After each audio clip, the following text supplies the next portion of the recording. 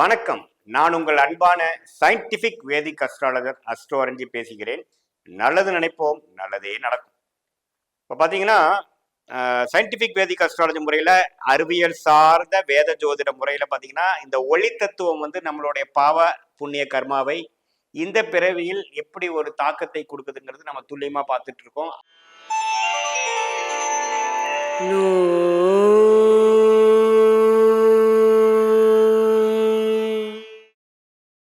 கடகராசிக்காரர்களுக்கு 2025 ஆங்கில புத்தாண்டு எப்படி இருக்க போகிறது பார்க்குறோம். அதாவது ஜனவரி மாதத்திலிருந்து டிசம்பர் மாதம் 2025 வரைக்கும் அந்த 12 மாதங்கள் எப்படி ஒரு ஆண்டாக வருடமாக கடகராசிக்காரர்களுக்கு இருக்க போகுதுங்கிறது துல்லியமாக சயின்டிபிக் வேதிக் அஸ்ட்ராலஜி முறையில் பார்க்க போகிறோம். அதுக்கு முன்னாடி நம்ம சேனலுக்கு ஃபர்ஸ்ட் டைம் வரவங்க மறக்காமல் சப்ஸ்கிரைப் கொடுங்க, பட்டன் கிளிக் பண்ணுங்கள். ஸோ தட் தொடர்ந்து நம்மளுடைய வீடியோஸ்லாம் உங்களுக்கு வந்து அடையும். பிடிச்ச வீடியோஸும் ஷேர் பண்ணுங்கள். இப்போ பார்த்தீங்கன்னா கடகராசிக்கு 2025 எப்படி இருக்கும் போகுதுன்னு பார்க்கும் பொழுது, முதல் 4 மாதம் ஒரு அமைப்பாகவும், அடுத்த 8 மாதம் அதாவது மே மாதத்திலிருந்து டிசம்பர் மாதம் வரை ஒரு அமைப்பாகவும் நம்ம பிரித்து பார்க்கலாம். ஏன்னா முதல் 4 மாதம் பார்த்தீங்கன்னா ராகு வந்து கடகராசிக்கு 9ஆம் இடத்திலும் கேது 3ஆம் இடத்திலும் இருக்கிறார். சனி அஸ்தம சனியாக இருந்து 8ஆம் இடத்தில் நீடித்திருந்து ஆட்சி பலத்தோட கும்பத்திலிருந்து பல பிரச்சனைகள் 1.5 வருஷமாக பல அஸ்தம சனி தாக்கத்தை கொடுத்து கொண்டிருக்கிறார் கடகராசிக்கு. தொடர்ந்து ஏப்ரல் அதாவது மார்ச் 2025 வரை கொடுப்பார். ஏப்ரல் மாசத்துக்கு அப்புறம் அந்த தாக்கங்கள் குறையும். அதுக்கப்புறம் குரு பார்த்தீங்கன்னா 11ஆம் இடத்துல வந்து இருந்து ஏப்ரல் மாதம் வரைக்கும் இருந்து ஏப்ரல் மாதத்துக்கு அப்புறம் மே மாதத்துல வந்து இடம்பெயர்ந்து 12ஆம் இடம் என்று சொல்லப்படுகிற மிதுனத்துக்கு குரு மாறுகிறார் கடகராசிக்கு. இத்தகைய ஒரு மாற்றம் எப்படி ஒரு மாற்றமாக இருக்க போகிறது கடகராசிக்கு 2025 பார்க்கும்போது, முதல் 4 மாதம் அஸ்தம சனி தாக்கத்தில் இருக்கக்கூடிய கடகராசிக்காரர்களுக்கு, அது குறிப்பா ஆயில்ய நட்சத்திரக்காரங்களுக்கெல்லாம் பார்த்தீங்கன்னா சொல்லவே தேவையில்லை. இப்போ மன உளைச்சல்கள், these are not your best days கிடையாதுங்க. கடந்த 2.5 வருஷமாவே கடகராசிக்காரர்களுக்கு சுமாரான பலன்கள். அது குறிப்பா 6 மாசம் இன்னும் அடுத்து வரக்கூடிய மார்ச் ஏப்ரல் 2025 வரைக்கும் பார்த்தீங்கன்னா ஆயில்ய நட்சத்திரக்காரங்களாம் பார்த்தீங்கன்னா கொஞ்சம் நம்பவே வந்து பெரிய பெனிஃபிட் எதிர்பார்க்க கூடாது. ஏதோ நம்ம சர்வைவ் ஆகி வந்தோமா போதுங்கிறதான் பார்க்கணும். பூச நட்சத்திரக்காரங்க கொஞ்சம் மொல்லமா வெளியில வந்துட்டு இருக்காங்க. மன இறுக்கத்திலிருந்து, மன பிரச்சனையிலேருந்து, சில வாழ்க்கை தாக்கத்திலிருந்து, சாதகமற்ற தாக்கத்திலிருந்து வெளியில வந்துட்டு இருக்காங்க. பட் இன்னுமே ஆயில்ய நட்சத்திரக்காரங்களா கொஞ்சம் குறிப்பா கேர்ஃபுல்லா போக்குவரத்து போற இடத்துல, குடுக்கல் வாங்கல் இடத்துல, வேலை விஷயத்துல, மாணவர்கள் வந்து அவங்களுடைய விஷயத்தை கரெக்டா எழுதி மார்க் வாங்க முடியாத விஷயத்துல, எல்லா விஷயத்திலையுமே கொஞ்சம் அக்கறையும் சிரத்தையும் அதிகமாக கொடுக்க வேண்டிய ஒரு காலகட்டமாக கடகராசிக்காரர்களுக்கு இருக்கிறது. நீடித்து ஏப்ரல் மாதம் மார்ச் 2025 வரைக்கும் அந்த அமைப்பு தான் இருக்கிறது. பட் குரு 11ஆம் இடத்திலிருந்து ஓரளவுக்கு லாபத்தை கொடுத்து கடந்த ஒரு 4-5 மாசமாவே பார்த்தீங்கன்னா சில விஷயங்கள் சாதகமற்ற இருந்தாலும் சில விஷயங்கள் உங்களுக்கு கொஞ்சம் பாசிட்டிவா முடிஞ்சிருச்சுங்கிற மாதிரி சில அமைப்புகள் கொடுக்கறது வந்து உண்மைதான். பட் 2024 ஏப்ரலுக்கு அப்புறம் வரக்கூடிய மே மாதத்திலிருந்து வரக்கூடிய தாக்கங்கள் நம்ம நல்ல தாக்கங்களாக இருக்க போகுது. ஏன்னா முதல் விஷயமாக அஸ்தம சனி தாக்கத்திலிருந்து கடகராசிக்காரங்க வெளியில வர போறீங்க. நிம்மதி பெருமூச்சு எடுக்க போறீங்க.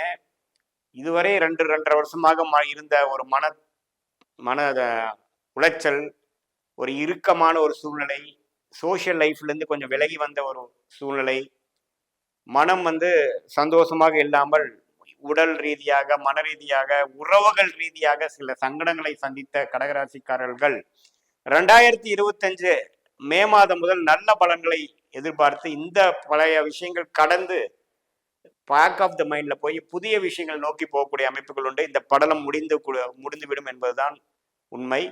அதுக்கப்புறம் வரக்கூடிய தாக்கங்கள் பார்த்தீங்கன்னா குரு வந்து 12ஆம் இடத்துக்கு போறது பார்த்தீங்கன்னா அதிகமான சில சுப விரயங்கள், ஒரு பங்கு சந்தையில இன்வெஸ்ட் பண்றது, ஒரு வீடு வாங்குறது, ஒரு வாகனத்தை புதுப்பிக்கிறது, அது மாதிரி சில வருமானத்தை கொடுத்து நல்ல சுப செலவுகளையும் கொடுக்கக்கூடிய அமைப்புகள் கண்டிப்பாக கடகராசிக்காரர்களுக்கு நல்ல ஒரு வாழ்க்கையில உற்சாகத்தையும் நல்ல ஒரு டைனமிக்கான ஒரு ப்ரோக்ரஸையும் எல்லாமே கொஞ்சம் சுறுசுறுப்பாக நடக்கக்கூடிய அமைப்புகளும் அஸ்தம சனி முடிஞ்சதுக்கு அப்புறம் நல்லாவே உணர்வீங்க. மே மாதம் 2025 கடகராசிக்காரர்கள். அதே சமயத்துல ராகு 8ஆம் இடத்துக்கு வரார், கேது 2ஆம் இடத்துக்கு வராரு. அது எப்படி ஒரு தாக்கத்தை கொடுக்கும் சார் அப்படின்னு நீங்க கேட்டீங்கன்னா, அது குருவின் பார்வையில் இருக்கக்கூடிய ராகுவா இருப்பதனால் பாத்தீங்கன்னா பெரிய ஒரு தொந்தரவு இருக்காது. நல்ல ஒரு அந்நிய செலாவணி மூலமாக, ஃபாரின் கரன்சி மூலமாக, பங்கு சந்தை மூலமாக, அல்லது அடுத்தவங்களுடைய பணம், சொத்து, சில இன்வெஸ்ட்மெண்ட் ரீதியாக நல்ல பெனிஃபிட் அடையக்கூடிய ஒரு அமைப்பும் கண்டிப்பாக கடகராசிக்காரருக்கு 2024 25 ஏப்ரல் மாதத்துக்கு அப்புறம் இருக்குதுங்கிறது தான் உண்மை. ஸோ எல்லா விஷயத்திலையும் பார்க்கும் பொழுது 23 24 படாத கஷ்டங்கள் பட்ட கடகராசிக்காரர்கள் 25 மே மாதம் முதல் பொருட்செல்வம், மனநிறைவான வாழ்க்கை, உறவுகள நல்ல ஒரு முன்னேற்றம், எல்லாத்துலேயுமே ஒரு பெட்டரான விஷயங்கள் வரக்கூடிய அமைப்பு எல்லா வயதினர்களுக்கும் கடகராசிக்காரர்களுக்கு இருக்கிறதுங்கிறத நாம உணர்ந்துக்கணும். ஸோ ஒரு 12 ராசியிலேயே ஒரு நல்ல பெனிஃபிட் அடையக்கூடிய ஒரு ராசி பார்த்தீங்கன்னா 2025 கடகராசியும் ஒன்று அப்படிங்கிறது தான் உண்மை. அதுல முதல் ரீசன் பார்த்தீங்கன்னா அஷ்டம சனி தாக்கத்திலிருந்து வெளியில வராங்க. அதே சமயத்துல ராகு 8ஆம் இடத்துல வந்தாலும் குரு பார்வை பெறுவது பார்த்தீங்கன்னா அது சில வேற மாதிரி ஒர்க் பண்ணி ஸ்மார்ட்டா ஒர்க் பண்ணி நமக்கு நல்ல ஒரு நிதி பெனிஃபிட்ஸு, சில பணப்புழக்கங்கள், அது மாதிரி விஷயத்துல எல்லாம் நம்ம நல்ல ஒரு இதை கொடுக்கும். ஸோ இதுவரை 2023 24 ஒரு இறுக்கமான சூழ்நிலை, பணம் டோட்டலா ட்ரை ஆனது, கடன் படுவதல், வம்பு வழக்குகள், இல்லத்துல பாத்தீங்கன்னா ஒரு கருத்து வேறுபாடு, ஒரு இணக்கம் இல்லாத சூழ்நிலை, வெளியில சொல்லி அடுத்தவங்க நமக்கு ஹெல்ப் பண்ண முடியாத ஒரு சூழ்நிலை, இது எல்லாமே கொஞ்சம் நீங்கி நாமளும் ஒரு இயல்பான ஒரு வாழ்க்கைக்கு திரும்பக்கூடிய அமைப்பு கடகராசிக்காரர்களுக்கு 2025 குறிப்பாக சொல்ல வேண்டும் என்றால் மே மாதம் முதல் நீங்க அதை நல்லாவே உணர்வீங்க.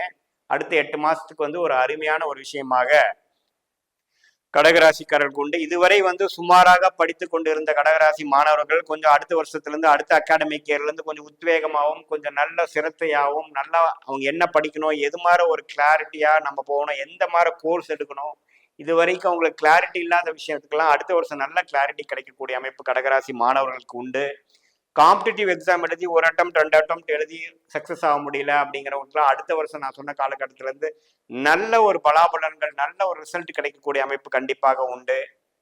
ஸோ அஷ்டமசனி தாக்கத்திலிருந்து வெளியிடுறது ஒரு பக்கம், அதே சமயத்தில் குரு 12ஆம் இடத்துக்கு போய் 6ஆம் இடத்தை பார்க்கறது பார்த்தீங்கன்னா நல்ல ஒரு வேலை, நல்ல ஒரு பணப்புழக்கம், எல்லா விஷயத்துலையுமே பார்த்தீங்கன்னா ஒரு டைட்டான ஒரு விஷயத்துல இருந்து மாட்டி தவித்த 2.5 வருஷத்துலேருந்து இப்போ நல்லாவே ஒரு ஃப்ரீயாக போகக்கூடிய அமைப்பு, மைண்டு தெளிவாக இருக்கக்கூடிய அமைப்பு, அதே சமயத்தில் பல வகையில் நமக்கு இன்கம் வருது அப்படிங்கிற மாதிரி ஒரு அமைப்பெல்லாம் கொடுக்கக்கூடிய ஒரு விஷயமாக கடகராசிக்காரர்களுக்கு ஒரு நல்ல ஒரு கேம் சேஞ்சராக இருக்கக்கூடிய ஒரு 2025 அமையிறதுங்கிறது தான் உண்மை.